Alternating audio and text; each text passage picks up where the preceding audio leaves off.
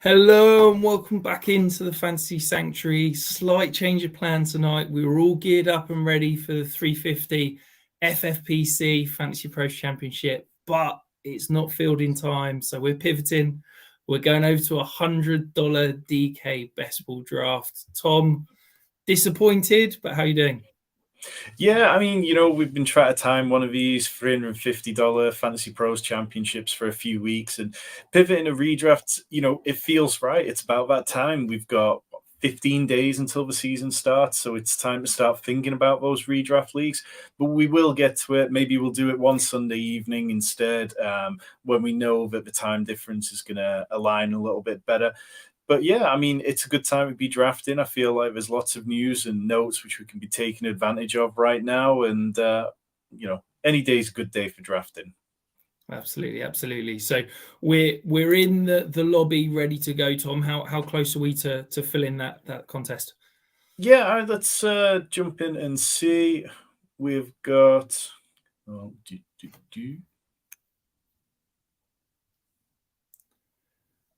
6 to 12. So I'm going to tweet the link out now. If you're feeling like jumping into a bit of a high stakes draft, it might take a few minutes for this one to fill, so we can talk a little bit about what's going on across the league for a few minutes. So while we're waiting for that to fill, Tom, the big news, I feel like I've got to come at you slightly carefully with this one, but obviously we've just seen the news about an hour ago. Trey Lance, the third quarterback in San Francisco. They've announced that Sam Darnold's going to be the backup, and I see Trey Lance isn't at practice today. They're looking to explore all options.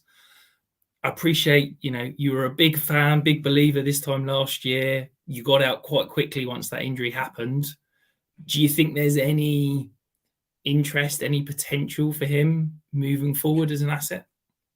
So I think the problem with Trey Lance, and one of the reasons why I got out when I did last year, was he'd missed so much time to develop. In his rookie year, he broke his finger or damaged it to the point where he was really struggling to throw with it.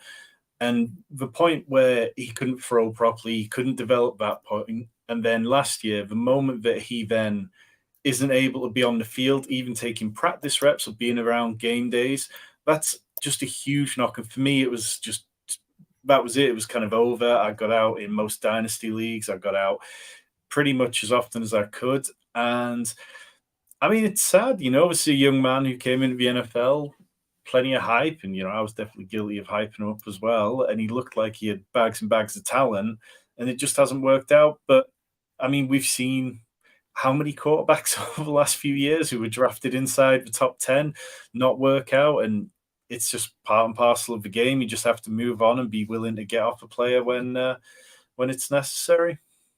Yeah, I find it hard to believe that a player that was drafted in the top 3 that we've seen, is it 4 games, is just written off as never going to get a chance. I think there will be a team at some point that will give him a chance, an opportunity to, compete for a starting role, not necessarily be handed it. But at the moment, we were just chatting in our members' Discord before we jumped on here. I honestly can't see a team that would spend any capital to go and trade for him right now, because I think that Washington have they've anointed Sam Howell as the starter. I don't see them cutting his legs out from under him. I don't see the Falcons doing the same. The only teams that I could potentially see is maybe the Bucks, just because they've got nothing tied to Baker Mayfield. Maybe a team like the Vikings or the Rams, who don't necessarily have that long-term starter, and are viewing, if the Vikings saying they're going to move on from Kirk Cousins at the end of the year, and the Rams, we know of there's been rumors about moving on from Stafford, and that's it. I just can't see any other team spending capital to go and get him. Yeah, I think that what teams will be willing to give up, it'll be very minimal, because also, I mean, he is still on the rookie contract, but those top rookie contracts at the top, they're not overly cheap, are they, Rich? I mean, you know a little bit more about the contract side than myself, but any team is going to have to still pay Trey Lance a decent amount, and that's not something a lot of teams are looking to do at this point in the offseason. You want to make those kind of additions that are really going to push you over the edge towards championship. And Trey Lance isn't that. Trey Lance is the development player that a team like the Falcons, a team like the Commanders, a team like the Bucks should be looking to pick up on very little money so they can see wherever it plays out. Yeah, so I'm just trying to load up Trey Lance's contract now so I can double check, but I'm thinking the way that most rookie quarterback contracts are structured is there's quite a heavy signing bonus and relatively low base salary. So actually, he wouldn't be that expensive in a trade. Now, obviously, any team acquiring him, I imagine, wouldn't pick up that fifth-year option because nobody's really probably going to be paying him 25 million. But he's probably, the 49ers will eat 5 million this year, 5 million next year off the top of my head, even if they trade him. And I think you're probably looking at base salaries of probably 3-4 million this year, probably something like 4 or 5 million next year, which for a potential backup quarterback isn't huge. It's even less than that. I'm just looking at it now. So he's got 5.5 million signing bonus each of the next 2 years. His base salary is 940,000 this year and 1 million next year. Now he has got a 2.8 and a 4.2 roster bonus. So yeah, he'd be about 3.8 million to a team acquiring him this year and then 5.2 million next year. So it's not crazy money, but it's probably quite expensive if you're having to pay some sort of draft pick on top as well. Yeah, it just feels a bit like, it's backup quarterback money, I guess, so it's not too bad. It's definitely, half of what Jacoby Brissett got from the Commanders, if not more. So maybe there's a case for it. But I just think it's the time of year where players, it's not really the kind of additions that teams are looking to make, and somebody will buy low on him. But I think, sadly, I just don't think it's a fantasy relevant decision. I don't think any team's going to come in and give him meaningful games this year. I think for best ball redraft, there's no consideration to Trey Lance, even if he lands somewhere. Maybe in Dynasty, you open up a slight window to sell at a slightly higher rate. But for now, it just doesn't seem to really do a lot for me. We're still sitting at 6 to 12. Still sitting at 6 to 12, was that? Still sitting at 6 to 12. So yeah, we will just, we've got plenty of fantasy notes we can talk about. One player I wanted to get your opinion on, James Cook was reporting The Athletic saying that he'd separated himself from the rest of running backs at the minute. Do you think that's going to carry on when Damian Harris is back out there now that he's looking a bit more healthy? I know that you mentioned him on one of our Dynasty shows this week. Yeah, so he's a player that I wasn't particularly in on last year, and I've slowly over this offseason kind of got more and more interested in. And I think the last 2 weeks, it's always difficult at this time of year trying to wade through what's real news and what's not. And I think that everything coming out of Buffalo is that James Cook is the guy. Everybody that talks seems to talk up James Cook. You've even got people like Latavius Murray who's talking up James Cook as a true 3-down back. And when players in the same running back room are talking him up, that's when I'm starting to listen. But the one thing that is most encouraging to hear is everybody's talking him up as a goal line back. And I think that that's the biggest change, is that if it was just, James Cook's looking good, the fact they're talking him up as a goal line back, to me, that's the area of the field that we'd expect him to be weakest. And the area of the field, we know that Damian Harris is a tried and trusted red zone back. So the fact that they're talking up James Cook as someone that will get usage in that goal to go situation, I'm super excited about what James Cook could be. And the beauty is that he's a guy that's got top 12, maybe even top 5 upside if he really hits. And you're not having to pay anywhere near that to go and acquire him. He's a running back 24 in Dynasty ADP right now. I don't know off the top of my head, Tom, where he's going in best ball drafts, but it feels certainly over the last few days of drafts I've been doing, it feels very comfortable, the sort of level that you're having to pay. Yeah, he's kind of jumped from those triple-digit rounds all the way up to sort of like the back end of the 70s, the early 60s, and he's definitely really crept up there to the point where you're kind of having to weigh him against the kind of guys like Miles Sanders, Dameon Pierce, J.K. Dobbins, and it really becomes a question about what you see his total value as. So I probably didn't draft enough James Cook, when he was at the price he was at, I think I was quite actively drafting Damian Harris because it felt like he had a very clear perceived role. We're up to 8 of 12 on this draft, so it is filling 9 of 12 now. So hopefully we will get underway shortly. In terms of this contest, it is $100 entry. It's free max entry, so it's not one of these ones where we're playing against people who've got 150 entries. In terms of payout structure, a lot of these kind of contests on DraftKings have been quite fun. So this one, it's 150,000 total prize pool. Payout structure: first and second team advance through after the standard round. Then in the playoffs, again, the top 2 teams advance. Then the top team out of the third week of the playoffs advance, and it's just a 15-person final. So if we do get this draft underway shortly, certain things that we talk about sometimes in the Millie Maker drafts where we're looking for big stacks, we're looking for correlation and stuff, it doesn't necessarily come into play as much. So it'd be interesting. I was going to say, are you tweaking your strategy slightly when it's, the Millie Maker, you get 150 entries? This is obviously only 3 entries. So are you tweaking that strategy rather than just focusing on that final and the being a smaller pool of people? A little bit, yeah. I think there's picks I probably make in the Millie Maker where I'm picking them for correlation. I'm picking them because of that week 17 outcome, where in the Millie Maker you're playing against 1,400 people, and that's insane. You need so many things to go right. Whereas this is a tiny field, really, and it's much easier to kind of have enough things go right in this scenario than if you try to take on 1,500 teams.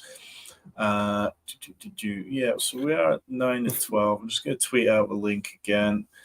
Before we kick off, just want to say welcome to 2 of our newest members as well. Paul and Gary both joined today. Welcome. Obviously, becoming a member, as it says at the bottom of the screen, you can sign up from as little as 99p a month and you get access to Discord, all of Tom's ranks, all of my Dynasty content, and plenty more exclusive YouTube members shows.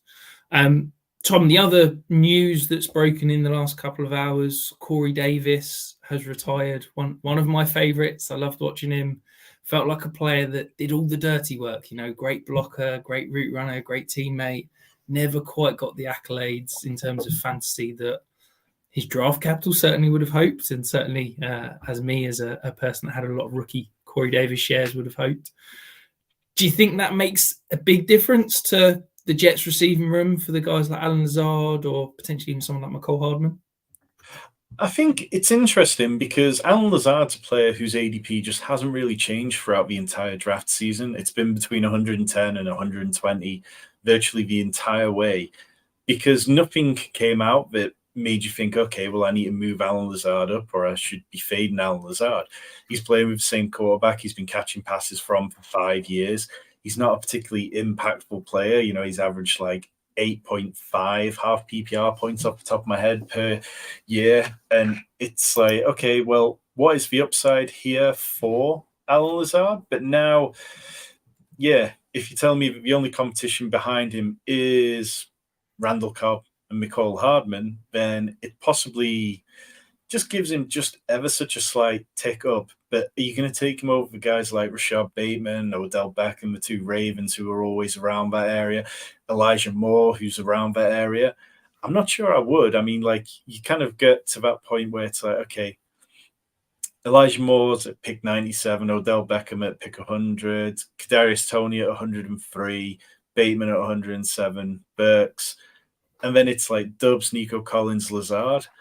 I mean, maybe you could squeeze Lazard ahead of one of those guys, but I'm just not sure what you win when you win there with Allen Lazard. So it's not something I'm looking to do. No, I think maybe I'm getting a little bit too deep into the weeds here, but the player that I think it changes the most for me is Tyler Conklin. And the reason being is that I think the Jets with Lazard, Cook, Garrett Wilson were going to be quite heavy in that 11 personnel. We would, Lazard and Cook are both fantastic blockers. So they didn't need that extra big body on the field. because they've got two elite blockers at the wide receiver position, and Garrett Wilson can, you can line him up in the slot or outside or whatever. He's your movable piece. Whereas now you've lost that great blocking receiver in Corey Davis. Yes, you've still got one in Lazard. So does it mean that the Jets are going to run more 12 personnel, where we're going to see CJ Uzoma, who's more of a blocking tight end these days, and Tyler Conklin on the field at the same time? And therefore that means that Tyler Conklin's going to go from like a 50, 60% snap share to maybe creeping up towards that 80%. Now, yeah, in redraft, I'm probably not touching Tyler Conklin. In Dynasty, I'm not sure he's ever into my lineup. But in some of those maybe 3 tight end builds, if I'm looking for a late stack option with Rodgers, maybe I've gone Wilson early, I'm definitely now more interested in sprinkling in some Tyler Conklin than I was 24 hours ago. In terms of this offense as a whole, do you think they are going to play slow? I mean, that seems to be becoming kind of refrain against them, but this could be a very slow, run game focused offense. So do you think there's any kind of situation where Aaron Rodgers just comes out and just balls out? I think it's absolutely in the range of outcomes. I think he's got a rock up his backside and he's got a point to prove, which I think is always, for me, I'm always betting on, an elite athlete that's one of the best to ever do it when they've got some point to prove. I think the pace thing really dictates with the offensive line. And I think that if the offensive line can hold up, Mekhi Becton's moved to right tackle, Dwayne Brown's come off the pup this week.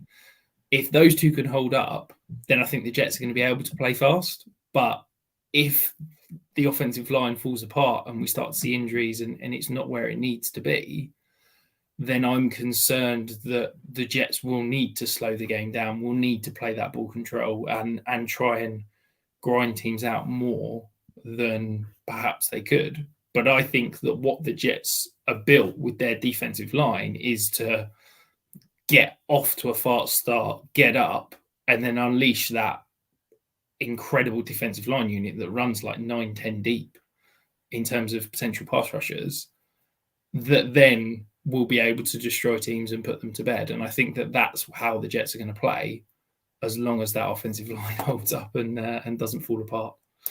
So we're 11 or 12, so we should be full in the next couple of minutes here. I've been haranguing various Discords and channels, and I'm sure that we'll get somebody to pick up that last spot and we can get going. Rich, I know you've been doing more best ball drafts this year than you've done in previous years. Have you been enjoying it? Have you been leaning towards the slows or the fast drafts?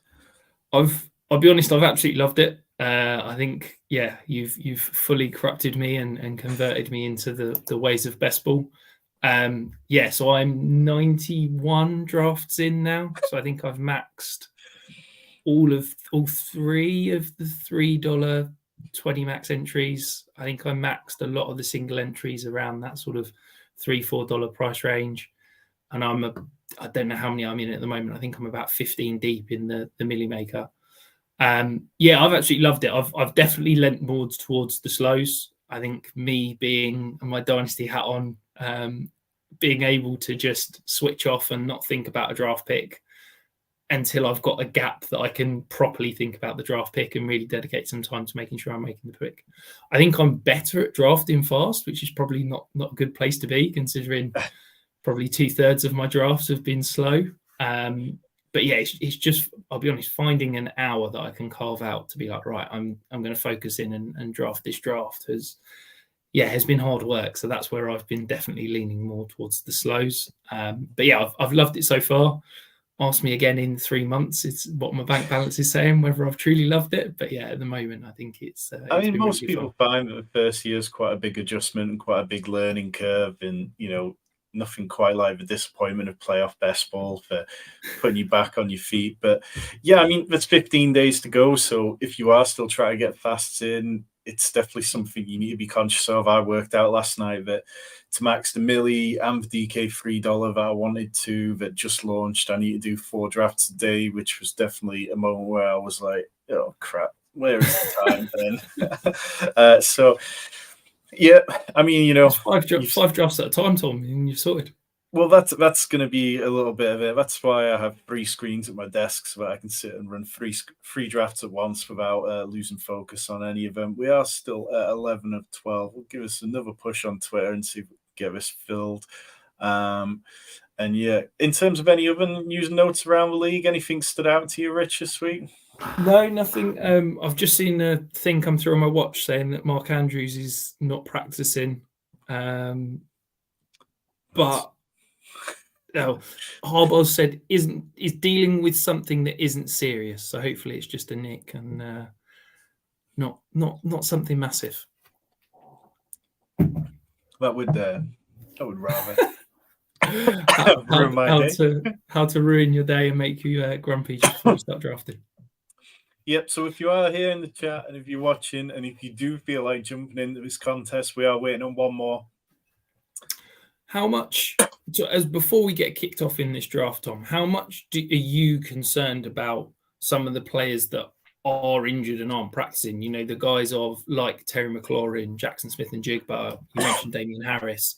Obviously, all of them have got nicks and niggles. None of them are practicing at the moment. Are they players that you're avoiding because of that potential uncertainty? You know, I know like JSM, we're talking about 3-4 weeks return. To me, whenever anyone's breaking a bone, especially a receiver in the hand, I'm sort of thinking that's closer towards 6. Or are you seeing those players as, right, they're starting to fall down draft boards. Now I can get some great value on them. Well, just a second. We are in and we have the second pick overall. So this draft will be starting in a couple of minutes. Let's see, a friend of the show, Justin Herzig, is in at the 5th spot overall. In terms of the players who aren't practicing, the Terry McLaurin one, Ron Rivera's comments today were a little bit weird. It sounded like, you know, he didn't sound overly confident in the situation and how everything was going. So that one was a slight bit of a worry.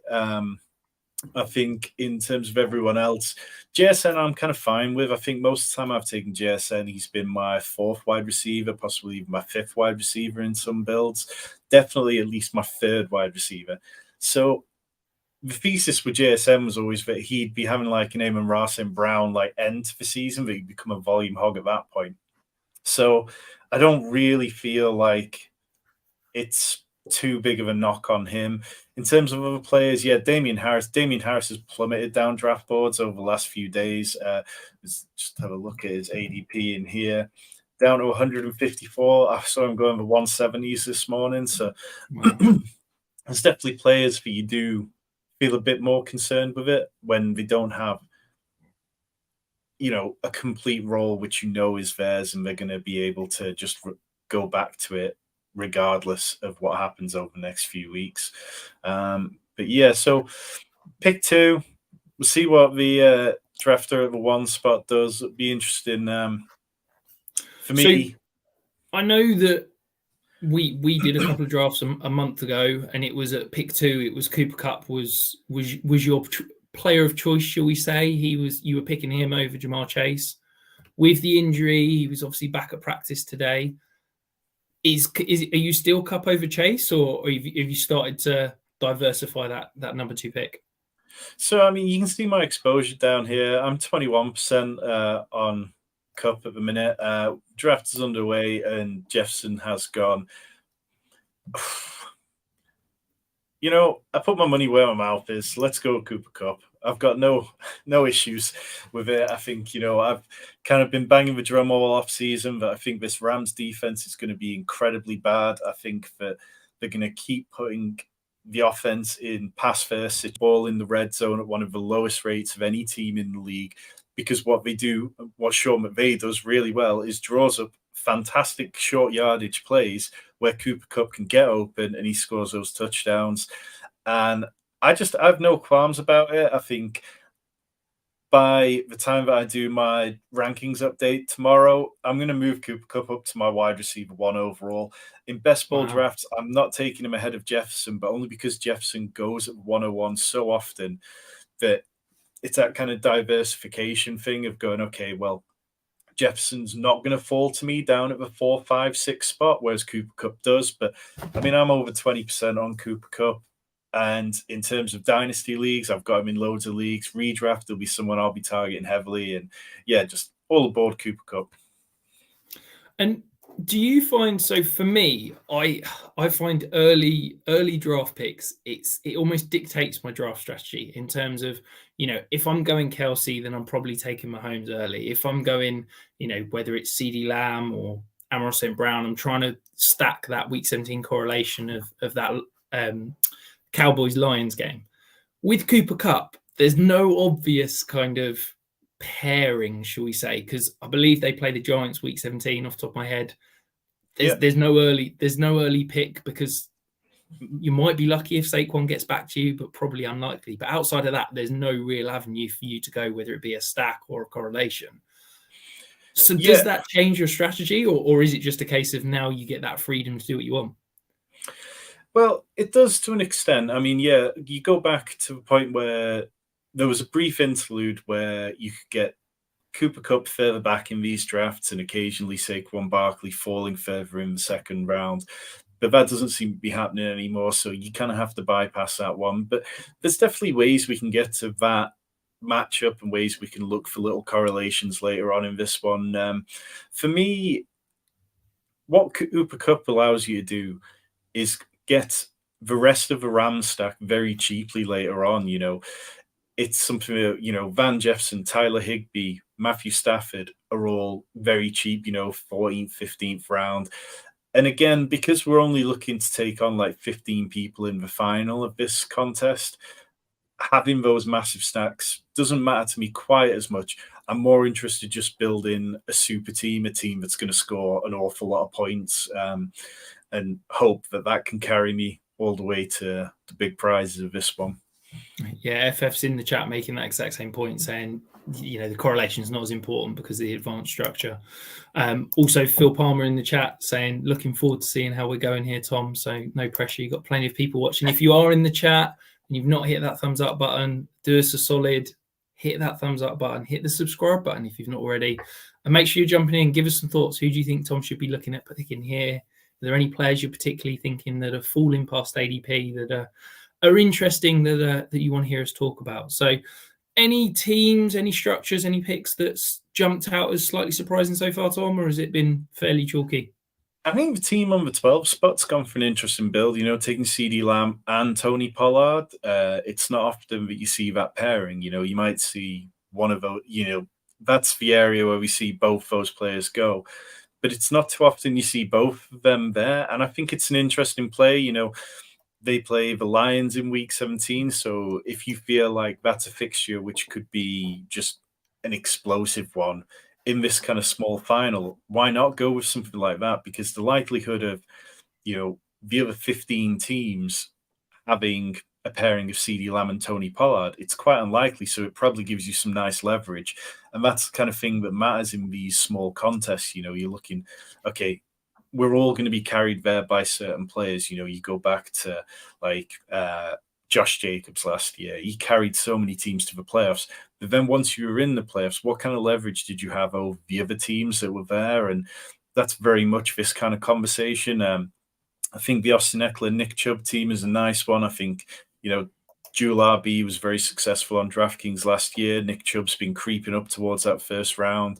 I think on Underdog, he's crept into the first round now.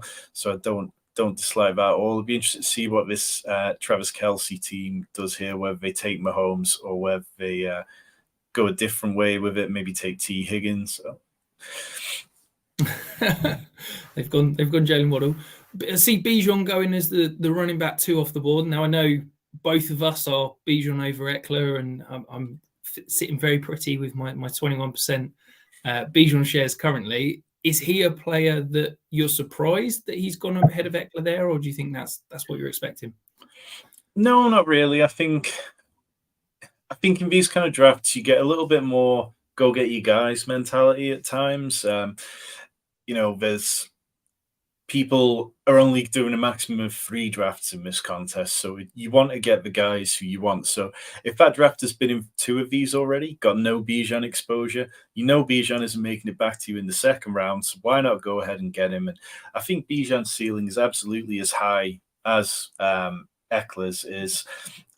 So we are up on our pick, and I'm going to take Mark Andrews here. I think I'm all in on the elite quarterback. I think Pat Rain wrote an excellent article recently talking about how Mark Andrews ticks all the boxes. It's a slight bit of a reach, but I think in this build, depending on how things play out, we can probably look at a 2 tight end build and really just not have to worry about the position again until deep in the teens. So it'd be interesting to see what this team on the turn with Justin Jefferson does, taking Patrick Mahomes with a first pick, then T. Higgins.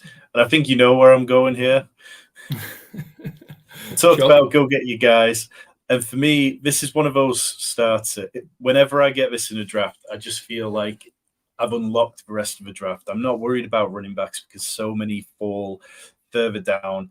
I think you look at what the Ravens have in week 17 in a fixture against the Dolphins. Yes, we don't have any of them, but that's fine because I've got Cooper Kupp, who I believe can have just as high a ceiling outcome as Tyreek Hill or Jalen Waddle. And for me, you don't always get these kind of starts nice and early, and to be able to take Cooper Kupp, Mark Andrews, Lamar Jackson, I'm completely fine with a little bit of a reach there on a couple of those players.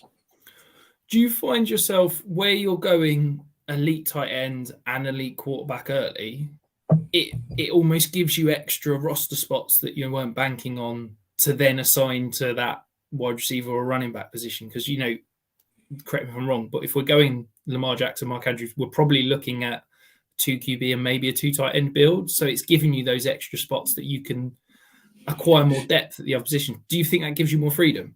Yeah, definitely. I mean, you look at exactly what you just said, and okay, so if we take a running back in the 4th or 5th, then we'd be approaching it kind of like a late hero RB build and going, okay, well, we're going to do 6 running backs, but if we don't get one there and we move into a 0 RB territory, then we'll be talking about 7 running backs. So then you go, okay, well, we've got 7 running backs, 2 quarterbacks, 2 tight ends. That allows us to get up to sort of like 9 wide receivers or so.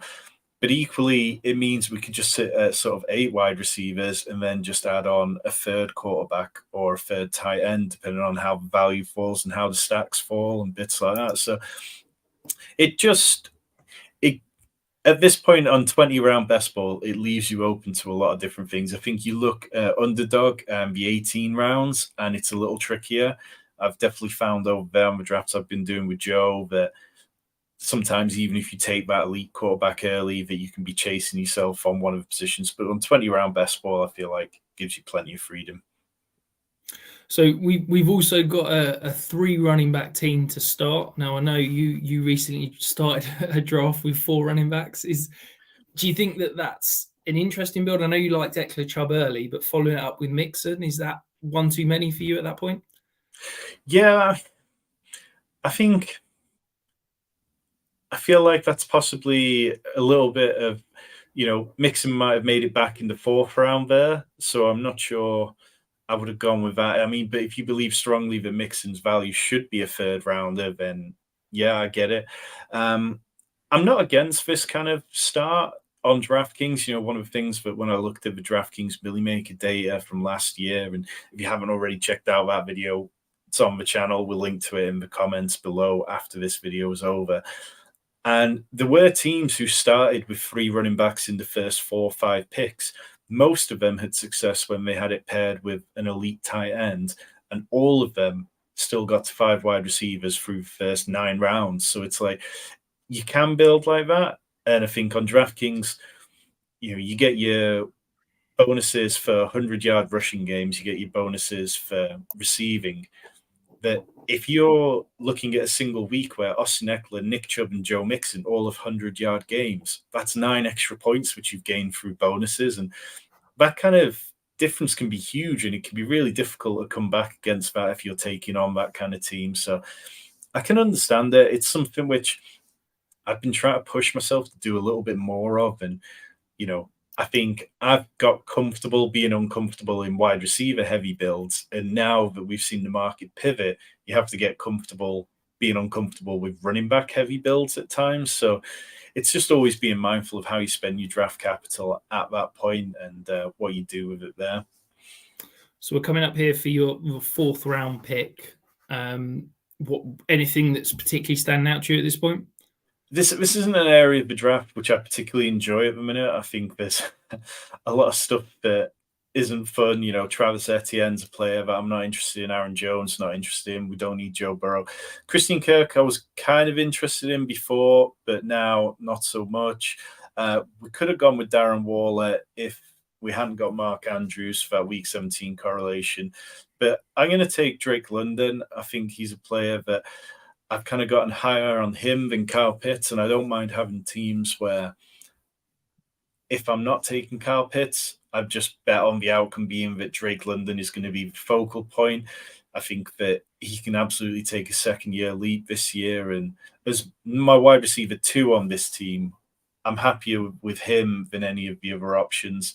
And then after that, we'll follow it up with Terry McLaurin, which is possibly a little risky at the moment given his foot injury, but I feel like it sounds like he's not going to be out a long time if he is out. But I mean, talk to me about Drake London, because am I right in thinking that like last year he was recovering from a broken leg when he came into the league? Like, do you think he can be even more explosive than that this year? I think I love Drake London. He's one of my highest drafted players. It's funny you're saying you don't like this range of the draft. I absolutely love it because it means I can get Deontay Johnson, Drake London, or Brandon Ayuk, which I feel like are 3 of my guys this year. So yeah, I really enjoy this point of the draft. I think that Drake London is everything that you want in a true kind of number 1 wide receiver. He's a big bodied guy that can go downfield and win those contested catches, but he's got elite short area quickness, and he's a guy that can come in and move into the slot and can operate in that short to intermediate route when Kyle Pitts goes outside and things. And I think that you look at any advanced numbers, he absolutely, blows everything out of the waters. His target share, his yards per route run, his targets per route were all mind-blowing last year. The problem was that the Falcons were at a historically low rate in terms of how often they were passing. Now, if you look at it, the Falcons passed 4.5 times a game more with Desmond Ridder under center than they did with Marcus Mariota. I think that that's going to regress even more to the mean. We talked about them. I think it was about 22 pass attempts a game. The league average was 33. The league average over the last 5 years has been 36. I think they're going to creep up towards that 30 pass attempts per game number with Desmond Ridder under center. And yes, they've added Bijan Robinson's, but this is still a 3-headed offense. And I think that if Drake London's going to command 25% plus target share, he's going to absolutely, for me, hugely outperform where he's being drafted in drafts. So I'm a lover of Drake London. I think the talent is absolutely there. I think that the opportunity is there. And I think that I believe that Desmond Ridder is going to be good enough to get the ball and distribute the ball, because Marcus Mariota's performance last year was one of the worst I've ever seen in terms of putting on the tape. He was abysmal. And I don't think we're making enough of how bad he was as a quarterback as to the reason why the Falcons were so run heavy. Yeah, I mean, Kyle Pitts finished, I think he was absolute dead last in terms of catchable targets rate amongst all tight ends. But are you worried about Kyle Pitts at this point? Because it sounds like, it's not been a smooth training camp for him. He's recovering from his injury still, but he wasn't being used massively during preseason. Do you think that it's right to be a little concerned about him? No, I'm very excited about Kyle Pitts. I think that we need to forget this is the greatest tight end prospect we've ever seen in the NFL. And I can say that factually because he's the highest drafted tight end ever. He had one of the greatest rookie seasons we've ever seen from terms of fantasy production at the tight end. And he had a year last year where he had abysmal quarterback play. He then got injured. And all of a sudden, he's gone from being, tight end 1 in Dynasty, a top 3 pick in redraft and best ball in terms of top 3 rounds. And now, we're sitting here in the start of the 6th round and he's still on the board. I think for me, I absolutely buy the talent. I think the numbers are there. Again, everything I've said about Drake London in terms of target share, yards per route run, all that kind of stuff, it's there with Kyle Pitts even more so. And I truly believe that this offense is going to pass the ball more. So I think everything is there for Kyle Pitts to step forward. Am I worried that he's a little bit nicked up, not playing? If he was a rookie, yes, I'd be concerned. But with in his 3rd year now, I think he's approaching that veteran status. the Falcons know that for them to be a playoff contender, they need Kyle Pitts, Drake London to be, big parts of this offense. So what's the point in overworking him in the preseason and just risking the potential for re-injury? Let's put him on the shelf, rest him up, and roll him out week 1 when it actually matters. Yeah, I think that makes plenty of sense. So we saw James Cook go at the top of the 6th round, Javonte Williams, middle of the 6th round, Jackson Smith and Jigba doesn't fall past Tyler Lockett. He goes like early 6th round as well. So definitely people kind of go on. I want to pick your brains about Javonte Williams because I know that you were quite strongly out on him and you were in on some RJP, Ryan. We've seen this remarkable recovery, which I don't think anybody predicted, and I still can't believe that he's on the field in preseason. Are you now walking back that take slightly and kind of raising that ownership shares of Javonte Williams? I don't think I'm really drafting Javonte Williams because the price jump for me is still quite a good amount. And yes, he's doing okay in that, but we've not seen him suddenly looking incredible or anything like that to the point where I feel like he's necessarily a much better play than some of the other running backs around him. I do think that, Sean Payton, he's used 2 running backs pretty much consistently throughout the last few years when he was a head coach in New Orleans. I don't see any reason for that to change. I think it could be a run-heavy offense, but also this Broncos team looked an absolute mess. Like, I think, if anything, I'm just trying to ease back off the Broncos slightly, who I'd had quite not heavy positions on, but I was definitely above market on plenty of like Jerry Jeudy. I was above market on Smash P Ryan by quite a bit. So yeah, I've definitely just eased back a little bit here. So we are 1 pick away. And we do have James Conner at the top of it. Probably a decent range to take our first running back, but I feel like taking 1 more wide receiver, Marquise Brown or Jahan Dotson. What do you reckon, Rich? I'm always Dotson over Brown. Dotson's my highest owned wide receiver. So, yeah, I think you get that potential stack option with Sam Howell as well to throw in with Terry McLaurin. I think it's an potential for an undervalued offense because if Sam Howell is the Sam Howell of his, sophomore and season in college, then this offense could be a hell of a lot better than anybody sort of is expecting. Yeah, so we are 1 pick away. And so got Lamar Jackson and Mark Andrews. I could take J.K. Dobbins here. He's another guy who I've got a lot of exposure to, but I'm going to take James Conner. And perhaps I'll live to regret this, but it just feels like James Conner's going to have so much volume this year. And in this one where we're betting on a small field in week 15, I want players who are all going to be able to contribute that week in terms of trying to get a super lineup. And yes, James Conner plays against the Eagles, which isn't the easiest of matchups, but he could catch a bunch of passes. And if I'm saying that Lamar and Mark Andrews are going to get there through the air, then I probably don't want to add J.K. Dobbins to mix in this lineup. Are you in on James Conner, Rich? I love him at cost. I think, it's that bankable volume, isn't it? I think Arizona is going to be a bit of a tire fire, but if you can give me a guy that's probably going to see 10 to 15 carries and, 4 to 6 targets a game in the 7th round, it's hard to say no, isn't it? I think that there's so little in that offense. I'm not excited about Keontae Ingram or any of the options that they've brought in recent weeks. I think that it is James Conner. Why not just run him into the ground and let him go as a free agent at the end of the year? Yeah, so J.K. Dobbins does go 1 pick after to a good friend Sam, who's picking up the free spot. He's got Jamar Chase, Devonta Smith, Calvin Ridley, Travis Etienne, Joe Burrow, Trevor Lawrence, J.K. Dobbins.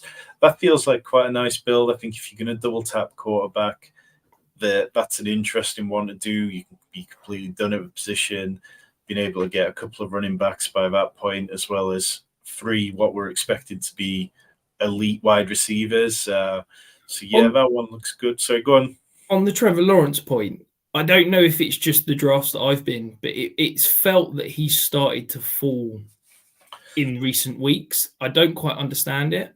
I feel like every time I'm up in, mid to late 6th round, he's still there as the best player available. I don't know if that's just random drafts that I've been in, and I'm all in Trevor Lawrence. I'm so excited about him this year. Is it that he is falling, or is it just that the drafts I'm in as such? No, I completely agree. I think him and Justin Herbert, to an extent, they probably are the two quarterbacks who slide significantly past ADP more than any other player, any other quarterback, definitely inside the top 100 picks. I think if you don't have a stacking partner for them, then it's a little less interesting. I mean, you could add Trevor Lawrence, you could add Evan Ingram, you could add Zay Jones if you wanted, but neither of them are overly enticing. And I think, you kind of hit a spot where a lot of people are looking to either reinforce the wide receiver room or looking to start taking advantage of some of these running backs who've fallen a bit deeper than they possibly previous had. So, I've been scooping occasionally. If I see Trevor Lawrence fall 18 picks past the ADP, then that's just an auto pick for me. I'll maybe do a bit of a reach on Evan Ingram or a bit of a reach on Zay Jones to give myself a stack, because you know me, I feel like I need stacks at any point. But I mean, after that, Marquise Brown, Michael Pittman went, Alvin Kamara, then Zay Flowers, who's like firmly at this point in the draft now, Montgomery, Brandon Cooks, Dallas Goedert, and then it was 7-11. Kyle Pitts goes. Does that shock you, Rich?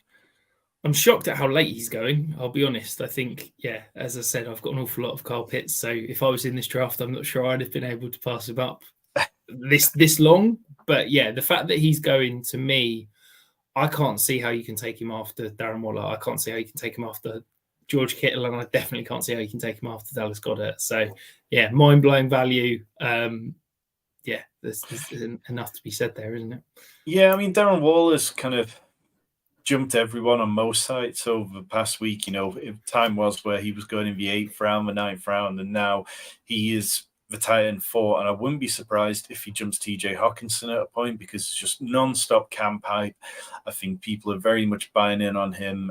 For me, I was kind of buying him at cost before. I think if he does, I wasn't particularly drafting TJ Hawkinson, but if he jumps TJ Hawkinson, that cost would probably be a bit too high for me, and I would rather take one of the other guys. George Kittle falling to like late 6th round, that's probably a point where I'd be more interested. When he was going in the 5th round, for me, that was too pricey. But we're seeing, since our last pick, there's been 6 running backs go. Definitely would be nice to add some more running backs. We'll see what falls to us. And in terms of wide receivers, it's kind of approaching that dead zone where things tail off a bit, but we can probably find one of the Baltimore Ravens guys to add into this stack here. But at this point in the draft with the running backs, where it's sort of pivoting between those slightly unsexier lead backs, should we call them? The likes of Miles Sanders and people like that, versus the high upside handcuff types, 1B types. Do you find your build dictates which way you go there?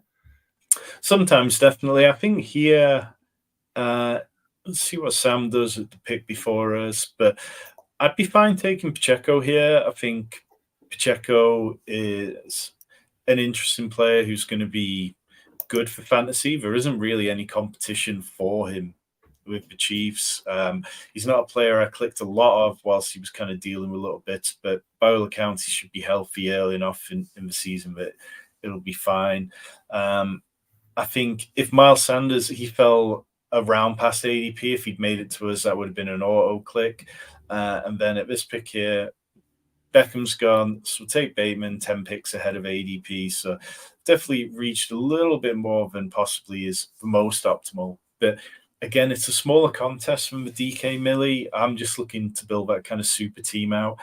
And now through 9 rounds, we've got Cooper Kupp, Mark Andrews, Lamar Jackson, Drake London, Terry McLaurin, Jahan Dotson, James Conner, Isaiah Pacheco, and Rashod Bateman. It feels pretty good to me. So are you now thinking, I know it's a smaller contest, I know we're not obsessed with correlation, but are you now thinking I'm going to add in a Miami piece later in the draft, or given this contest structure, are you now not necessarily prioritizing that Miami piece? I think there's definitely still some value in the running backs. I think Devon Achane's a player that I do my rankings updates on a Thursday. I try not to be overly reactionary to news. every day, so I only update once a week. And he's somebody that I think I'm just going to have to plummet this week. I can't feel good about him. He's already banged up because of his shoulder injury. That was kind of the thing on him coming in, that he was an undersized running back and he might not hold up all the time. The way that Miami are talking about him, it doesn't sound like he's flashing to a point where they feel they have to give him snaps. I know it's only preseason, but Salvin Ahmed and Myles Gaskin are ahead of him on the depth chart. When I think it was Raheem Mostert was speaking last week, he talked about how he's mentoring him, and it just doesn't feel like, Tyler Algier isn't mentoring Bijan Robinson. David Montgomery isn't really Jahmyr Gibbs isn't being mentored by David Montgomery. It's like, the real talented players, they just flash to a point where the veterans stand back and just kind of go, oh, wow. And Devon Achane, I'm not getting any of those vibes at the minute. I think he's a player who is going to start falling in drafts. And yeah, I'm much more interested in Jeff Wilson or Raheem Mostert. I think aside from that, I don't know. I mean, Robbie Anderson, Chosen Anderson, or Braxton Berrios, Durham Smythe. I mean, you were a big fan of Mike Gesicki as a value at points with Miami simply because he plays so much as a pure wide receiver. Do you think there's any hope for Durham Smythe to kind of see actionable targets that are fantasy relevant? In a word, no. I think that he profiles more. If you look at the snap shares and things last year, he played a hell of a lot of snaps. It's just that he was being used as a blocking tight end. I think he had one of the lowest yards per route run number, basically because he was on the field all the time, but he just didn't see any targets or any usage. So yeah, if I was looking super late, I'd be more interested in the rookie wide receiver that is now playing tight end, whose name completely escapes me. I want to say Elijah Higgins. Oh God, that's a really bad mind blank there. Elijah Higgins. Yeah, Elijah Higgins, who's listed as a wide receiver there, but we can call him a tight end. It's fine. He's going to play tight end for them. But he's basically, I think, the Mike Gesicki replacement potentially for them this year. 20 rounds might be a little bit shallow for me to be taking that flyer, but yeah, I'd be more interested in him than Durham Smythe. We see a big old QB run there in the ninth, Tom. Is that normal? Are you a little bit surprised that 5 QBs, 6 picks? I mean, it starts with Daniel Jones right about where he normally goes. Geno Smith going there. Can understand it. That player had Tyler Lockett already. Then Kirk Cousins going there to the TJ Hawkinson team. Tua going here to the team at the 10th spot.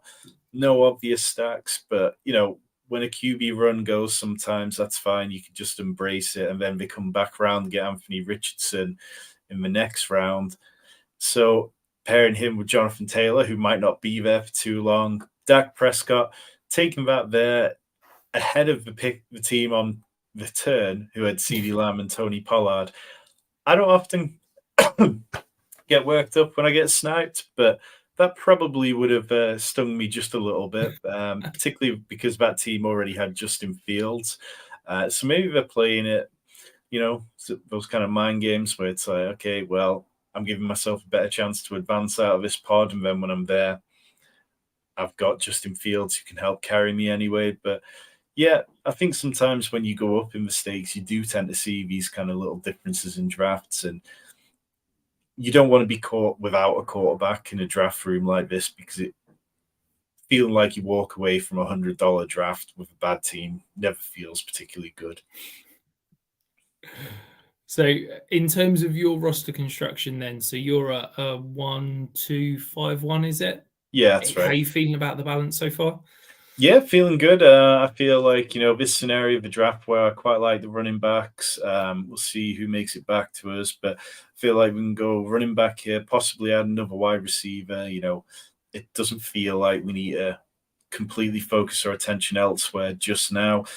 It's not an area of the draft where I particularly like the tight ends, so there wasn't anyone who would have really been in contention for me. I can understand people taking them, these aren't tight ends who I completely dislike or I'm completely out on. They're just tight ends that typically I'm not clicking aggressively. So let's see. We are one pick away. And yeah, in terms of the running backs, there's definitely a few I like. Sam taking Jalen Warren one pick before stings ever so slightly, but we'll take Tank Bigsby, who he's climbed up draft boards. You know, he was going sort of 20, 30 picks later not too long ago, but I'm very much a believer in this Jags offense, and I believe that they can get it done with Tank Bigsby. I think he's going to be good enough that he earns himself a role, and even if it's not, something that's bankable every week, I think it'll be good enough that we can have usable weeks out of him. And if something happens to Travis Etienne, then it's absolute wheels up. And, the last time Jags played, I think it was Dearness Johnson, or I can't remember who it was who was Hasty. I can't think of Jermichael Hasty. That's right. Yeah. I think that I love Tank Bigsby, and I think that for me, the thing that's not being talked about, I keep hearing about how he's going to be, the thunder to Etienne's lightning, and he's a big body back, and it's like, yeah, he is all those things, but he's also a really good receiver. And I think that everybody that I read and hear is talking about the fact that Etienne's definitely going to get that receiving work. And it's like, Etienne is an elite athlete. He is phenomenal with the ball in space. He is a really electric player. He is not a natural hands receiver. And I think that that's kind of being forgotten about. And people are sort of going big back, fast back. The fast back must be the receiver. But I wouldn't be shocked if Tank Bigsby, who's going to be better in pass pro because of his size, who I think is a better natural route runner and hands catcher than Etienne, starts to eat into some of that potential receiving work. And I wonder if you could almost see Tank Bigsby is the short yardage, goal line, third down back, and Etienne is that between the 20s home run hitter. Well, if those are the two roles that end up, I know which one I definitely want, particularly given the cost that I'm not having to pay a top 50 pick to go and get Etienne. Yeah, I mean, we saw it down the stretch last year after the Jags traded James Robinson. Etienne went on to be the RB17 for the rest of the season, and that was when he had all of the work. So it wasn't like he was completely blowing things out of the water then. So for me, it's, keep him fresh, let him be explosive, let him have those chances to really break those runs and be a difference maker, which is fantastic. We do want that in fantasy. You want players who can turn games quickly. You want players who can create big runs, which then leads to more plays. Because, if a player breaks a 60-yard run, then that's it. The other team are back on the field, and now they're throwing from, they're playing from behind or whatever, and they have to be a bit more aggressive. That's good for fantasy. But what I can't get too often myself is fourth round Travis Etienne, and sometimes you see him going sort of like the 4-4 around this sort of area here.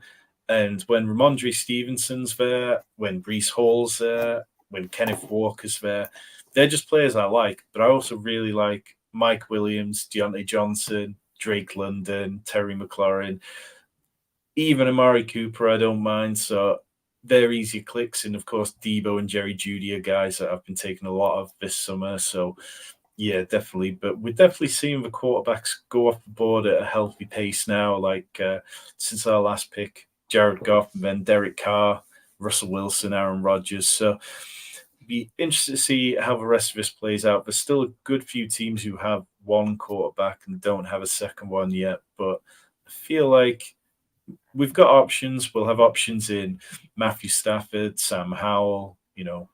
It's not something we need to be stressed about at this point in the draft. In terms of the teams who are taking players, we see Devon Achane go off the board there in the middle of the 12th round. He had crept up to sort of like close to the 100th pick at one point. So I think we are going to see that slide. Rashee Rice went off the board to the same team as well.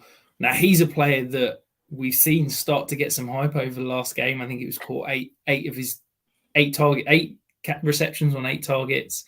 It feels like there's a receiver that's going to be a value in Kansas City. Are you starting to believe in the Rice hype? Or I'm not sure there is going to be a receiver who's a value in Kansas City. Like last year, and the phrase I always go back to is they moneyballed their way through it. It's like they had enough wide receivers who caught balls at the right time, whether that was Juju Smith-Schuster when he got hot for a bit, Marcus Valdez-Scantling in like the conference championship. It just, Yeah, I don't know. We are back on 1361 currently. To go a number of different ways here. I'd take Kenneth Gainwell as our next running back. I think that gives us a nice bit of sort of correlation with James Conner, and obviously two running backs isn't the most ideal correlation, but Kenneth Gainwell, he seems like to have the most secure role of any of the running backs and probably is the most likely to be still on the team out of the three of them as well. I know you were big on Rashod Penny. I was kind of in on Penny at one point, but they've definitely eased off now. And then for our next pick, let's take Isaiah Hodgins for a little bit of week 17 correlation with Cooper Kupp. Again, just another player who I think is going to have a definitive role simply because he's not a slot receiver, and that's what the Giants have so much of. Have you been drafting Isaiah Hodgins? I've got a bit. It's not a player that I've been massively prioritizing because I'll be honest, I'm a little bit down on the Giants offense as a whole this year. I think they're potentially going to take a slight step back. I'm a little bit confused as to what on earth they're doing with that wide receiver room. I think I've said it a few times on different videos and streams and things like, yeah, you've got 6-7 slot receivers. You've got guys playing outside that would naturally be slot receivers in Jalen Hyatt, and I just don't really want any great pieces of that offense. But at this point, I do kind of get the Hodgins kind of value. With the Kenny Gainwell pick, now, I was like you. I was all excited about Rashod Penny when he signed. I thought maybe not for Dynasty, but in terms of redraft and best ball, I thought he had that boom bust potential to be a steal. All the hype has been for Kenny Gainwell. And I find myself at this point in the preseason really struggling to go, is this real or is this just kind of fake hype? Is it a trope? And I've found myself drafting more and more Kenny Gainwell just because I almost want to say, if this is real, he's still going to be an incredible value in the 12th round. And if it's not real, it's not a massive price that I've kind of had to pay to go and burn a pick as such. Yeah, I mean, when you look at this area of the draft, you're talking about role players anyway, so we can afford to be a little bit wrong on Kenny Gainwell. We're not talking about expecting him to be ever 20 touch a game player, but if he can be high value touches, he's going to have the hurry up offense, and if he has all that stuff and the third down stuff, well, any kind of thesis for DeAndre Swift, which is hyping him up, that people think the Eagles going to pass the ball more to running backs, which might just not happen at all. I just see Kenneth Gainwell as somebody that they know and they trust. And we've seen that this coaching staff are happy to lean into players that they know and trust on certain situations. And I feel like it's one of those where if we're completely wrong on Kenneth Gainwell, you can recover from that. If you're completely wrong on DeAndre Swift and you're talking about a pick that's in the 8th round, I mean, that's not disastrous, but it's still harder to come back from when you look at the opportunity cost of like Khalil Herbert, Brian Robinson, even Miles Sanders, Dalvin Cook obviously could be part of a committee with Breece Hall. But yeah, I just completely struggle to ever take DeAndre Swift, really, unless he falls. I think I took him this morning 20 picks past ADP. Yeah, I took him back to back this morning in 2 drafts, and I think it was a long way. And those were my first 2 shares that I've had all off season. So I agree with you. I'm completely out on DeAndre Swift at the price we're having to pay. So we're close to coming back up on the board here. Is this the point at which you're starting to think you've got that stud quarterback, stud tight end? Do I need to be adding to that room, or are you still just going to keep hammering that wide receiver running back room? So I think we're in kind of a fortunate position where we're going to be right at Sam Howell's ADP. Obviously, we have the stack with McLaurin and Dotson, so that's the obvious pick. And if that doesn't happen, if Sam took him right now, then we'd be at pivot to Matthew Stafford, who, again, that would be fine. We've got Cooper Kupp. Sam does take Sam Howell, so we will pivot to Matthew Stafford. Words might be exchanged for Sam after this draft. He's a good guy, though, so very smart drafter. And, I I get why he took Sam Howell there. It was definitely something which tilts things away from us a little bit and gives him leverage on us, which in these kind of drafts, I understand doing. In terms of what we can do next, at tight end, I'm not taking Greg Dulcich. I mean, I've been sitting at sort of, at one point I was up to 20% Dulcich, and I've just completely eased back over the last few weeks. Irv Smith is a player that I have 1% exposure to, and you got to swerve the there's just no point. And I think now we're at a point where we can push this and come back in the next sort of like round time that we're back on the clock and look at it. So running back, Jeff Wilson's the pick here for me. Gives a little bit of week 17 correlation. I'm not sure that Jeff Wilson's any worse than Raheem Mostert. I think, I believe he's the younger of the two players, isn't he, Rich? Well, about 5 years, yeah. Yeah, so, I mean, yes, he struggled with staying healthy at times, and yes, there's been little bits where you go, okay, he's never really cracked the code, but if there's one Miami running back who could completely take the job and see the majority of snaps, then yeah, Jeff Wilson's one which I quite like saddling up to. So in terms of week 17 correlations, yeah, we said it's not something that we were desperate for. We've got Lamar Jackson with Jeff Wilson, Rashod Bateman, Mark Andrews, Stafford, Cooper Kupp, Isaiah Hodgins, James Conner, Kenny Gainwell, Isaiah Pacheco, and Tyler Boyd, which feels like a nice level of correlation. We haven't had to chase anything. It's not forced our hand at any points. And with Stafford, I mean, I was chatting with somebody on Twitter today who was saying, okay, Stafford could be one hit away from just retiring. And I just don't buy it. I don't think it's so Any rare. Quarterback that. Yeah, I never buy into that, because you could literally, any quarterback is one hit away. You look at Joe Theismann, he was one hit away from ending his career. I think you could say that about Tua. Any quarterback, the position, the way their bodies are when they get hit, the size and the power, some of the guys that are hitting them. Yeah, any quarterback is one hit away from ending his career. I don't think you can draft that scared that you're not picking a player because he's had an injury essentially almost a year ago now. Yeah, exactly. And John Rodriguez of the Athletics reported that Matt Stafford looks slimmer this year. He's moving around more, but they're designing runs which get him on the move slightly more, and yes, he's not going to turn into Lamar Jackson or even Trevor Lawrence or Patrick Mahomes. But if he's able to just be able to move a little bit quicker and get around the pocket a little bit quicker, that can only be a good thing given that offensive line is going to be bad this year. Yeah, so Peanut Butter and Wave is in the chat saying Tua is more prone than any NFL player for a concussion.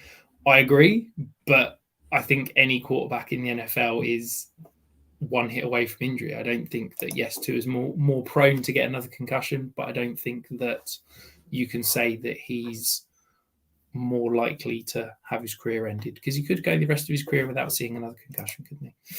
Yeah, he talked today about how he's put on weight so he can sort of deal with taking those hits a little bit, which is an interesting thing to say. And, I believe he said that he'd taken jiu-jitsu classes so he could learn to take the impact and learn to fall better. So he's done all the right things. That doesn't sound like a player to me that is one hit away from wanting to retire. That sounds like a player who's doing everything he can to extend his career. Yeah.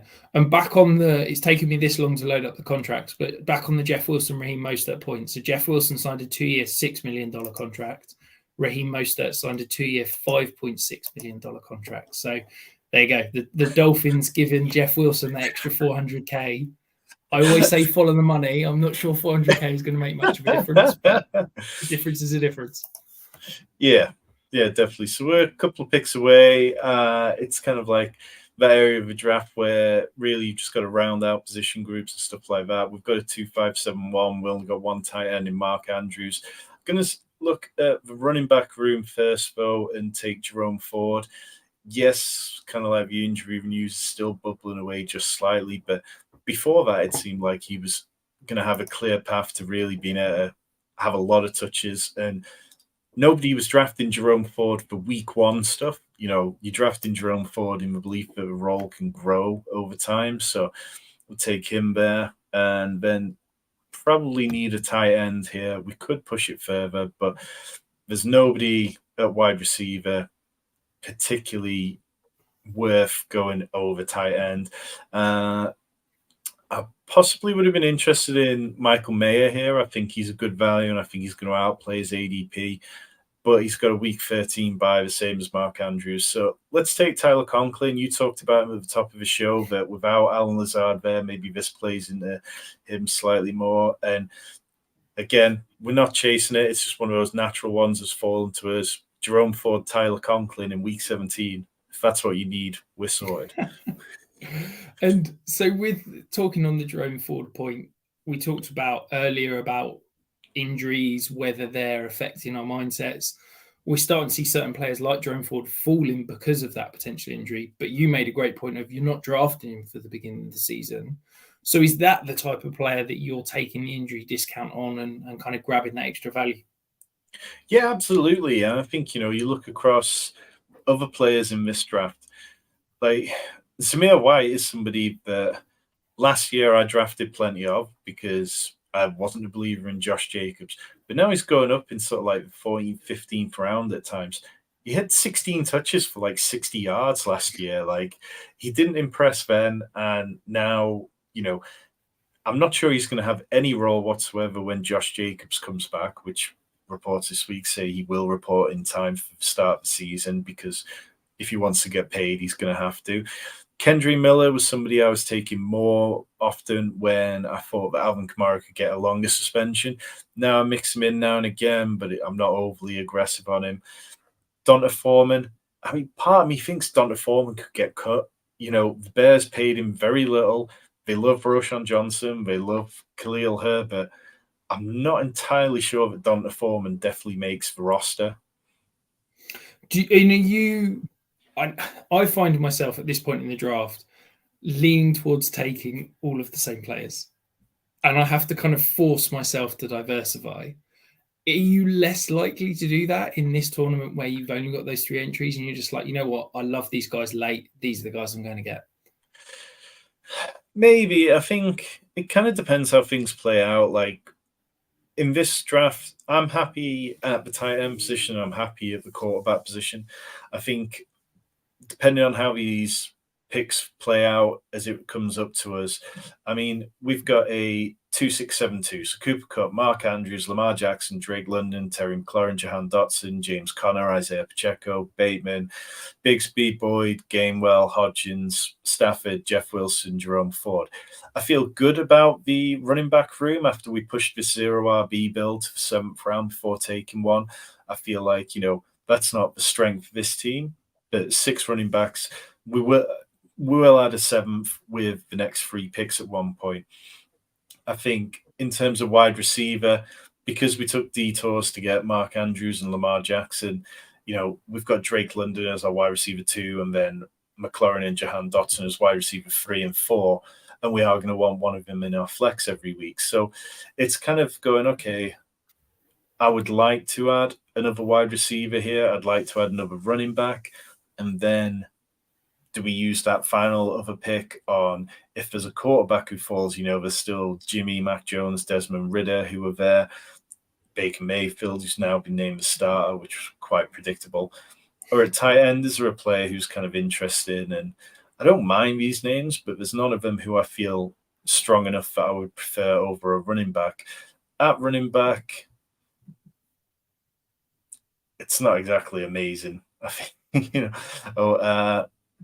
There is one who I'd like to take, but we'll see if it comes back around. So let's take a wide receiver. It's not much fun. Let's go with Robert Woods. I mean, he's not been having a fantastic training camp by all accounts, but he's a good veteran presence. And I think I'm kind of expecting the Texans to be a little bit better than some other people seem to be thinking they will be. At running back, going to take Kyren Williams here. I was reporting The Athletic today that he's going to have a role because he's impressed with pass protection. And we talked about, I think, that Matthew Stafford is going to be looking to get that ball out quickly at times. And I'm not a believer in Cam Akers. Do you think that was a good pick taking Kyren Williams, or are you not in on the Kyren Williams or any of the Rams running backs? I think it's worth a flyer in the 19th round. I think the challenge that I have is that he's got a second percentile speed score, which is horrendous. And I think if you looked at any physical trait in terms of its correlation to fantasy production, speed score is for running backs is like the one that has a really good correlation.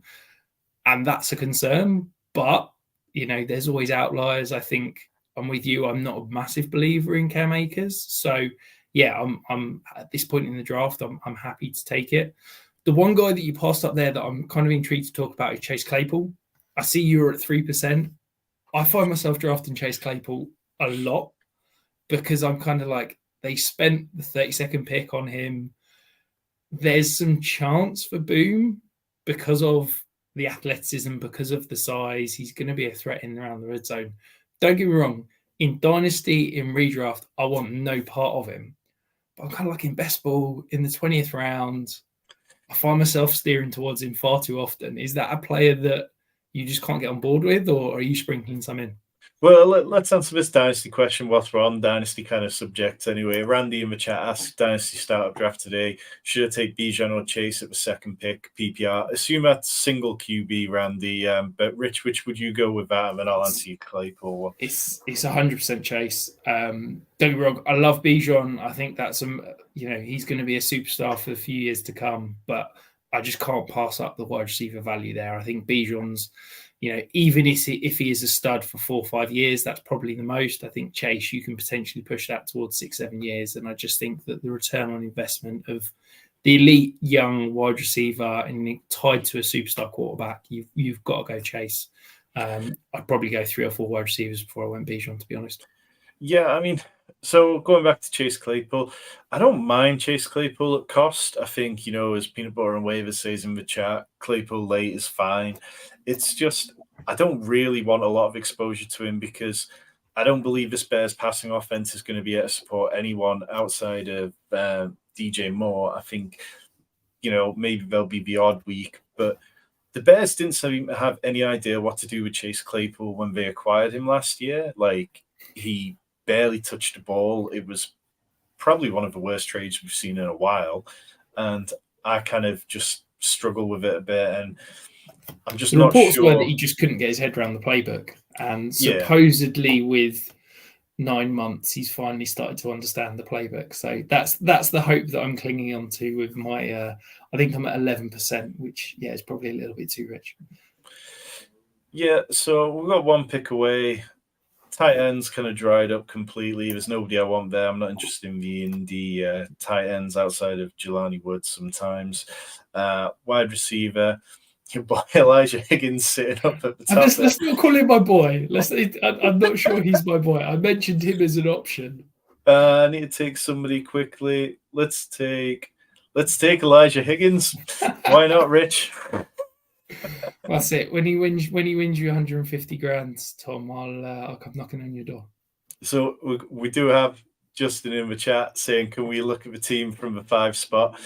Justin went with a 2-6-8-4 build, started with Tyreek Hill, Derrick Henry, Josh Allen, DeAndre Hopkins, Kenneth Walker, Mike Evans, Michael Pittman, Miles Sanders, Treylon Burks, Pat Fryermuth, Jacoby Myers, Elijah Mitchell, and then kind of attacked the tight end position later on with Chig, Jaden Reed, Van Jefferson, Dawson Knox, Ryan Tannehill, Patterson, Hunt, Hurst. It's an upside play, isn't it? With players like Patterson, Kareem Hunt, I haven't drafted much Patterson. I think, he's really expensive for what they're paying him. I think they're paying him sort of like maybe 4, 5, 6 million or something this year for a player that they're going to use mainly for special teams. So I've not really been in on it. But yeah, it's a lovely built team. I think, Derrick Henry's one of those players that a lot of people in the best ball streets don't want to click on.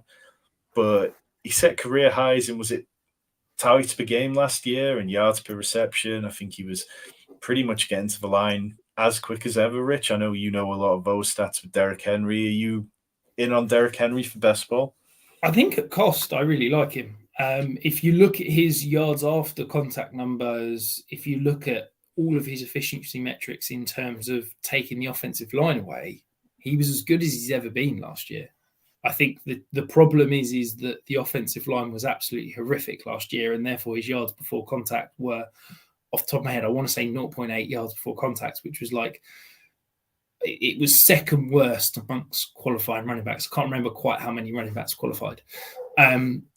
Now, the offensive line hasn't really improved. It's probably going to be just as bad this year. But yeah, at cost, if you're getting him there, I'm okay with it. I don't love it at that point, but I'm okay with it. Yeah, we'll get to our team in a second. But the team here, the 1-8, we talked about them early on, how we went Eckler, Chubb, then Mixon. They finished with a 2-5-10-3 build, which I think is exactly kind of like how you need to go if you're going to go running back this heavy, this early on. So they added Deontay Johnson as a wide receiver 1, Darren Waller, Tyler Lockett, David Montgomery, Sky Moore, Geno, Allen Lazard, Jameson Williams, which in that kind of build, I like that because you are shooting for a player to really be able to catapult themselves and play at a higher rate than you're possibly getting from other wide receivers in this range. Marvin Mims, Jonathan Mingo, Tank Dell, lots of rookies who could really, again, possibly break out. Hunter Henry, Isaiah Likely, and then Chase Claypool and A.T. Perry down at the bottom, which, again, is a bit of a long shot, but yeah, you just need bodies to make up for the fact that you missed out on wide receivers earlier. I think it's a really smart build because if you look at it, they've gotten, as you said, running back early. You're hoping those two running backs carry the team.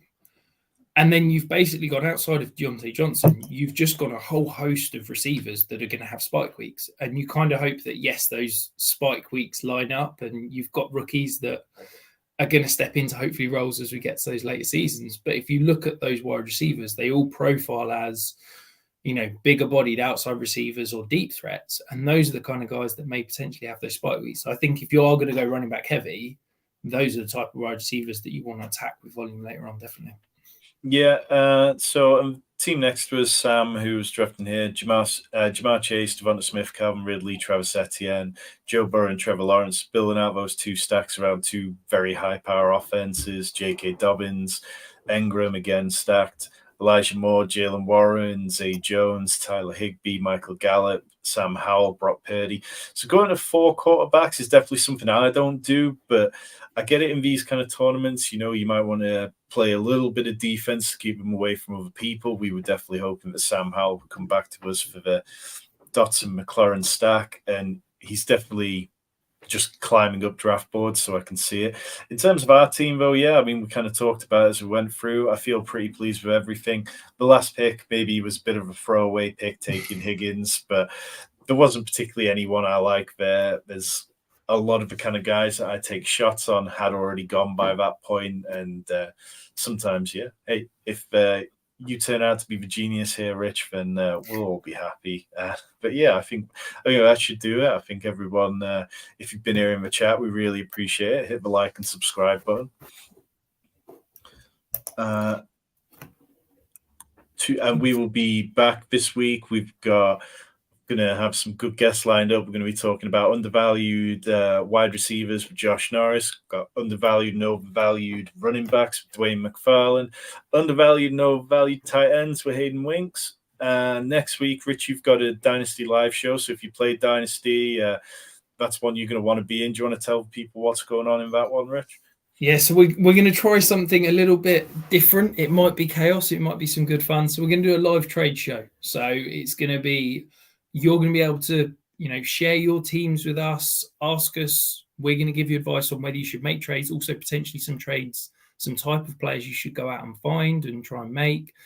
We're also going to be trying to make some trades of our own live whilst we're on the show. So should be good fun. I've got some interesting tools we're going to be using. I'm going to be using some of my trade calculator, also using some of my power ranking tools that should hopefully analyze and assess your teams live whilst we're talking it through on the show.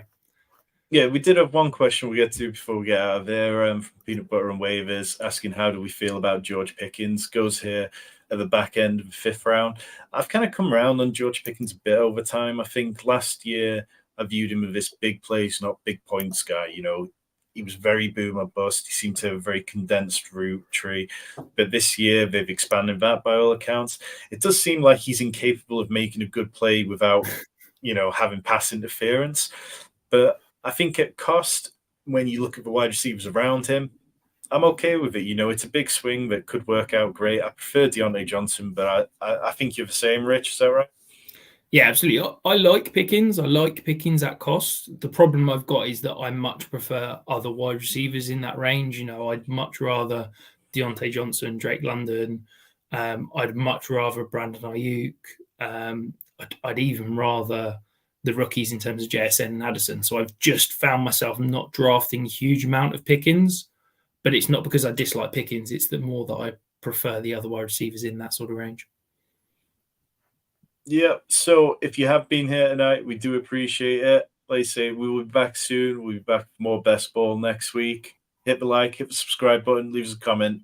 Catch you later.